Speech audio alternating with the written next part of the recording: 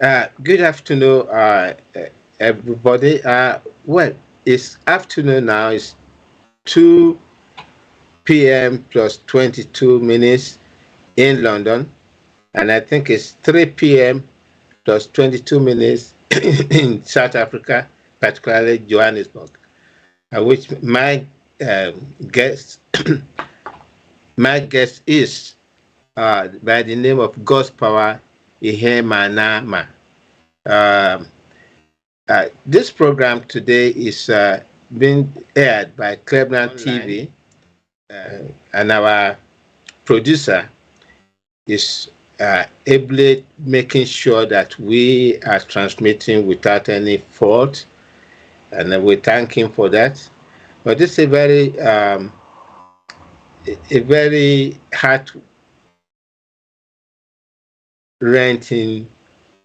situation that we want to address.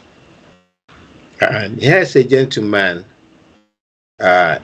He has been sick for some time, or he has a case of diabetes, but along the line he had a toe cut. He's he's a family man.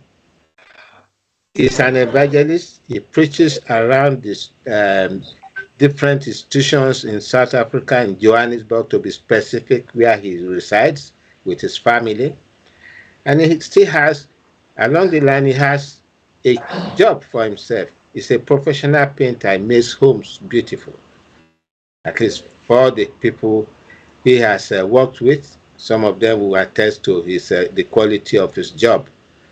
But now, there's a situation, and that situation is a medical one. And I want him to tell the listeners about himself and what has happened.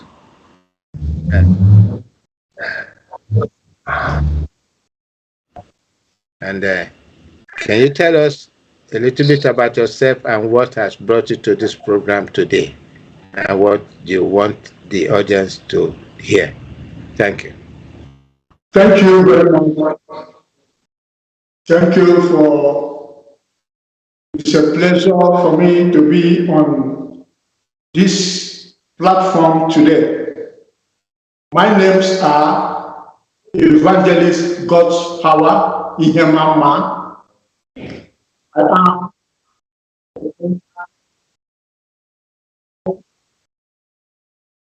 profession. I am a painter by profession, and I am an evangelist by calling.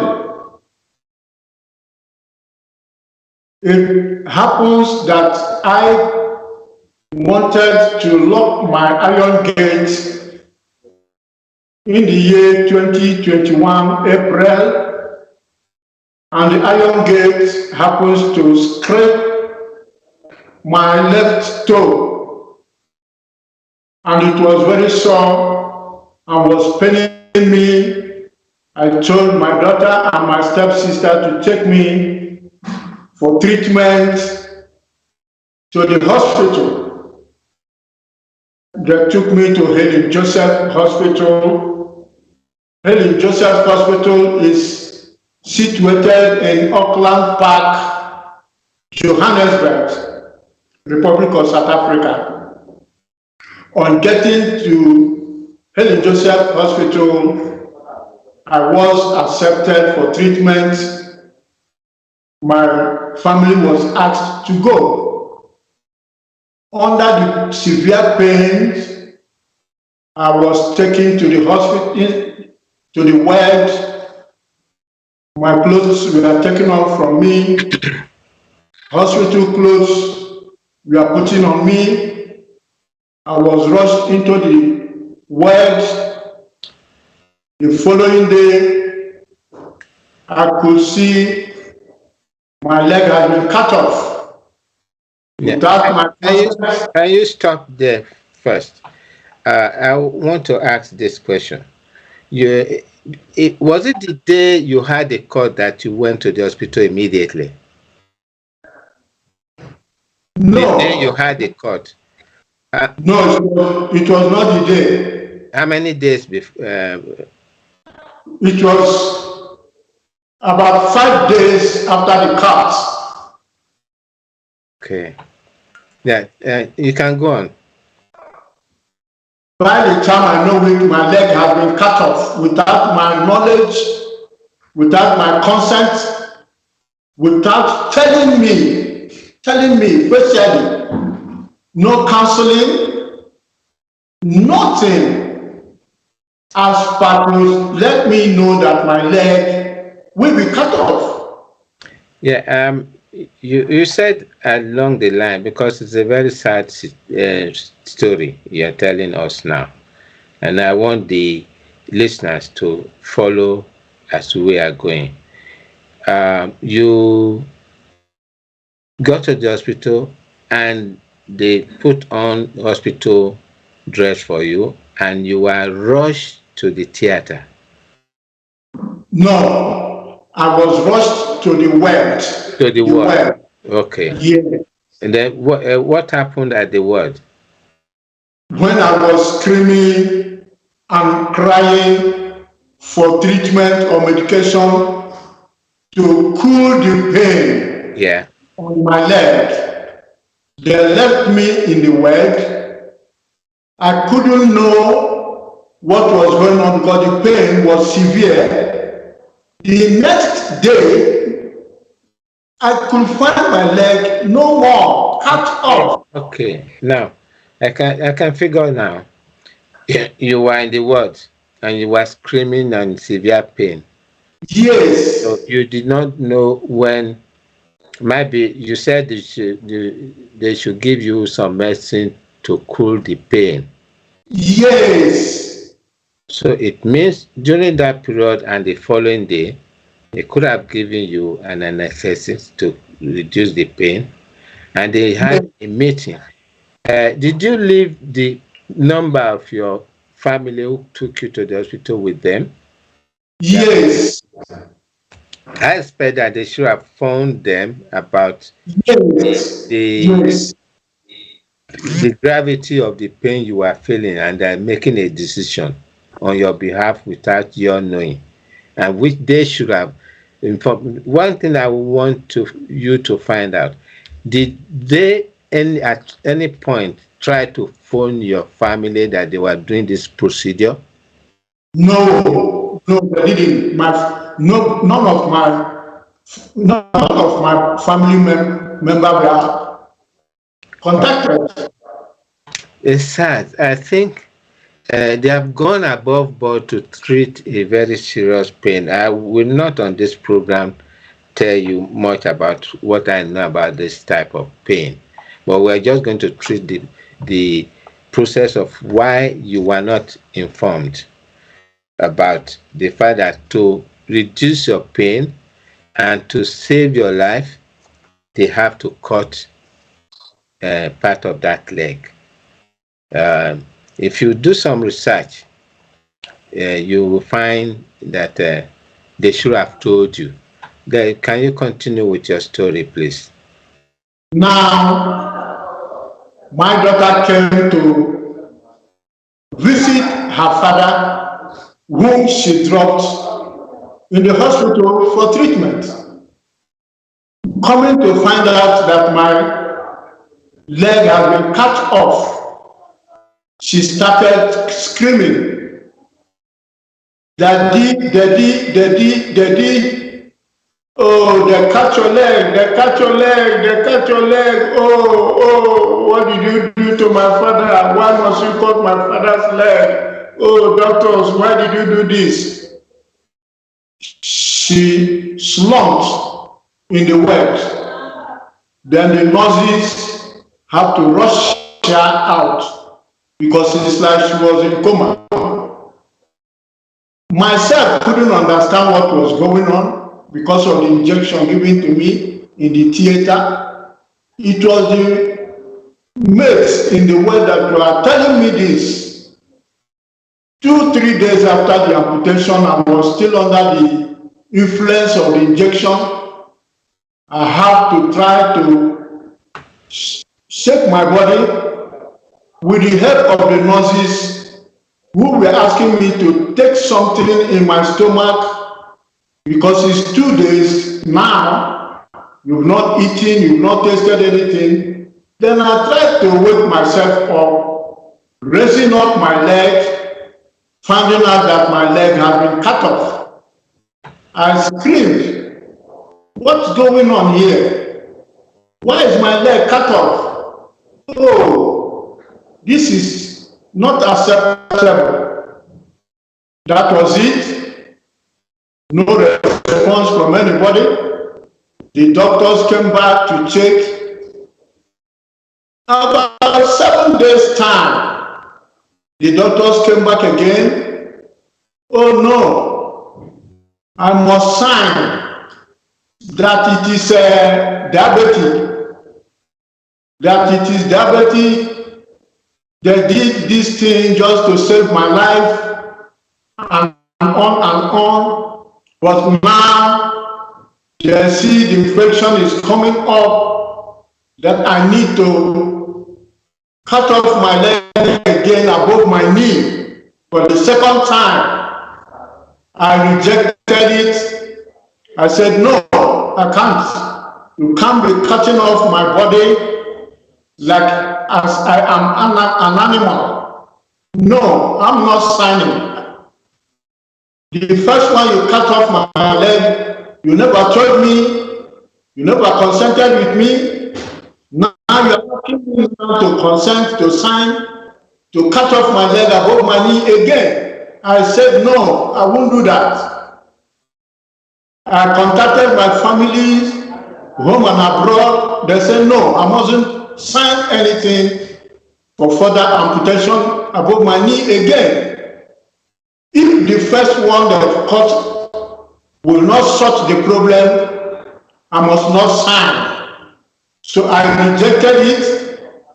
They came up again and said, "No, you have to sign. The infection is coming up.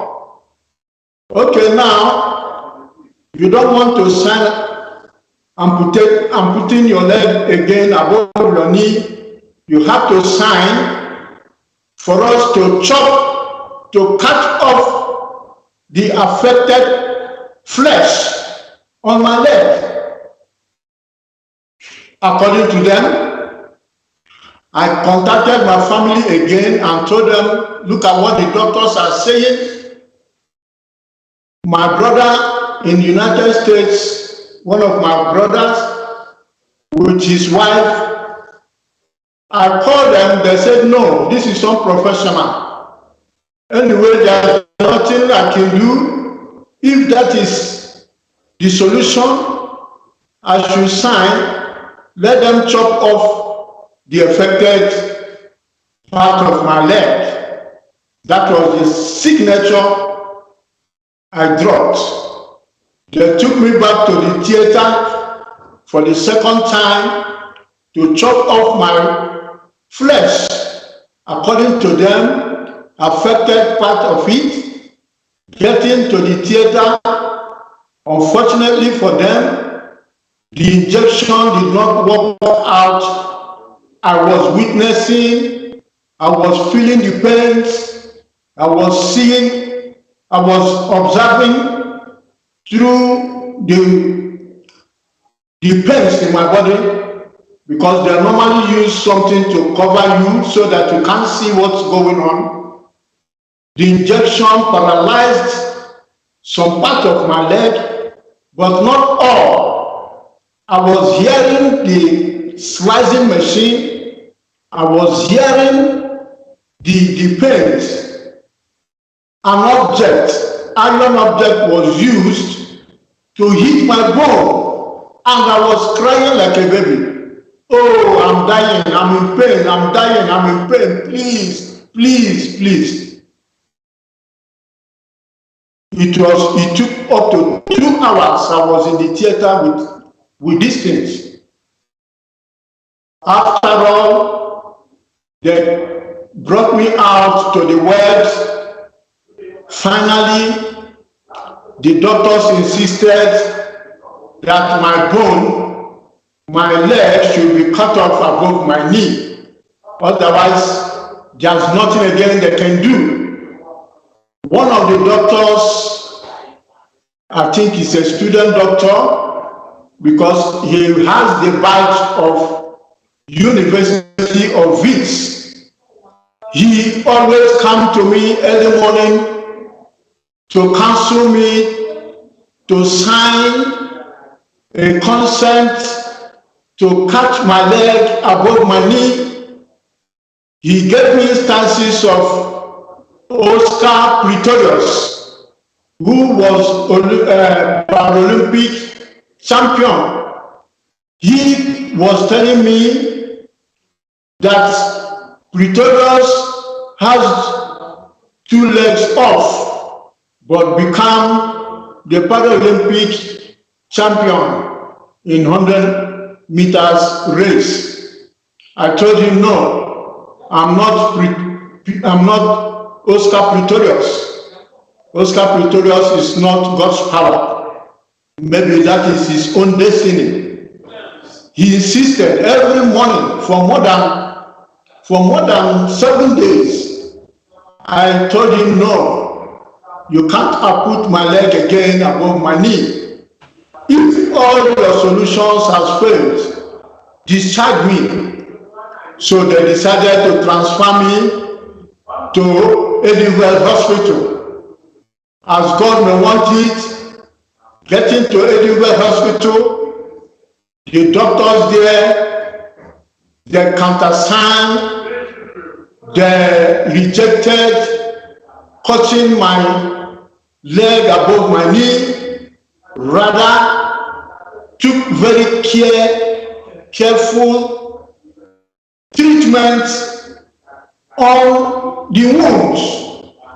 And by the grace of God, I received my healing.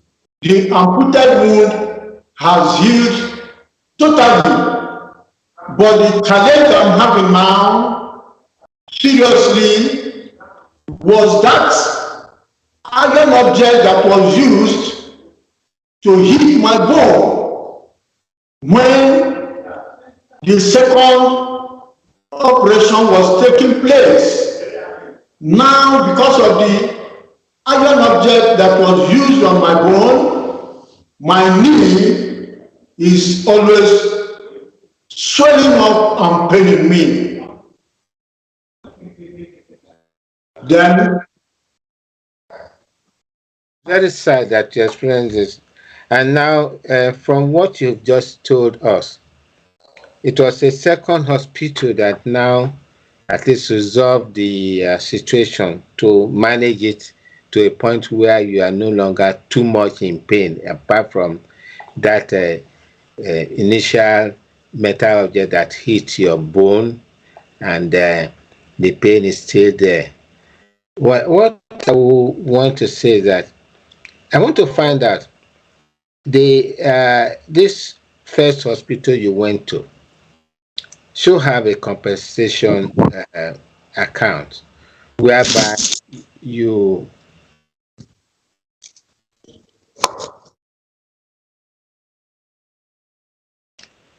whereby you could make a case against that hospital. You have a right to, and your local area council also should be able to be intimidated with this situation, that the hospital in that area had done this harm to you. First of all, you were not consulted.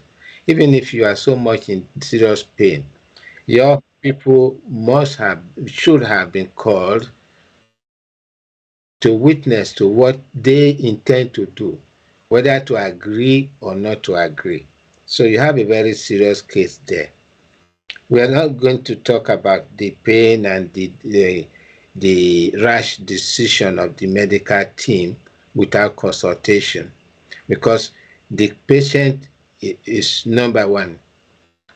And if the patient is in so much pain, there's the recourse that, and if he cannot answer, that the relations should be called to be told what is happening. that you are still in serious pain. And that time, I believe the hospital should have had some pain relieving treatment that should have been done before making any decision of amputation or no amputation. I think they rushed this thing, and I think that is what I believe our listeners will agree with me that first hospital did not do the due procedure of medication or medical assistance to the patient who has a cut on the toe. Unfortunately, it has happened, and it's to the just relating back to our listener. It was the good luck of him after pressing the first hospital to transfer him, and they transferred him to another hospital where he got the treatment he needed.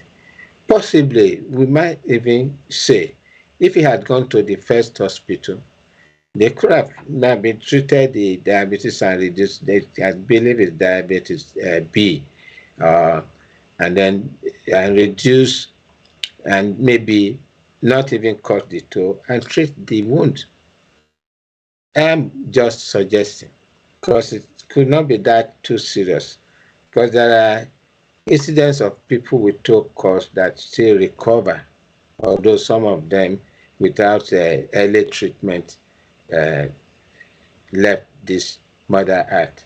But he did not stay too long. Just 5 days after the cut, he went to the hospital, and the hospital without consent, without his consent, cut his leg, and it did not improve the situation because they were not giving the right treatment. Because from his narration, the second hospital gave the right treatment and healed the wound of the cut. So what we are looking at is that the first hospital is committed to giving reparation to this gentleman. And those of us listening, if we can help the family, maybe we'll have another program where we'll bring him forward to let us know exactly. So I will want to say to every one of us, having listened to him, that this is a case of medical carelessness. The first hospital cannot escape that. They are responsible. I'm appealing to those watching us, if you're in South Africa, to get in touch with this gentleman who will leave his address on the screen and help out the family. Happens to be a hard-working man, a painter and an evangelist who needs our help. But don't let us forget the fact that if any one of you listening have the ability to help him, maybe legally in South Africa, to help him pro bono legally, so that he can have a better life. He's a family man and a breadwinner. So to my listener, this Clevenard TV bringing a sad story of a gentleman whose consent was not sought before a very serious medical situation was performed on him, that is the cutting off of his leg, or because he had a cut on his toe, and being in very serious pain, he only woke up in the hospital to find that his leg had been cut. And the stepsister who came along, like you heard him, collapsed. Because you couldn't just imagine that somebody saw with 2 legs the previous days, now with 1.5 legs. So I'm appealing to our medical team and doctors who are in South Africa, who have the gift to be able to assist in consulting, and also help this man to attain his health. He can no longer get his leg back, and maybe be able to teach him how to manage himself in this new situation. And for the lawyers amongst us in South Africa, I will appeal that pro bono, you take up his case, because this hospital has committed a medical mistake on this patient. There was no consultation before the initial operation, and that was why he was hesitant in the next operations, of which he succeeded and was taken to another hospital where the wound was healed and taken care of properly. And as you can see, he does not seem to be too much in pain. He's able to talk to us, and he's at home with his family, but is immobile at the moment, so he needs help. I'm appealing to those of you in South Africa who have seen this program to help out this gentleman. Yeah, he really needs some financial help, maybe a crowd contribution, crowdfunding by those of you in South Africa and other parts of the world. We will leave his address on the screen. Can you please leave his address on the screen for us? Leave his address on the screen so that you can reach out to him, and phone number too. At this point, this sad program, I will call it, transmitted online by Clevenard TV, and the grace of our host, this Alex Oluwole Ajala, signing out. Have a good day in South Africa. And your time now is about 15:51, and we are in London here, 14:51. And to every other person worldwide listening to us, thank you for your patience. Thank you very much.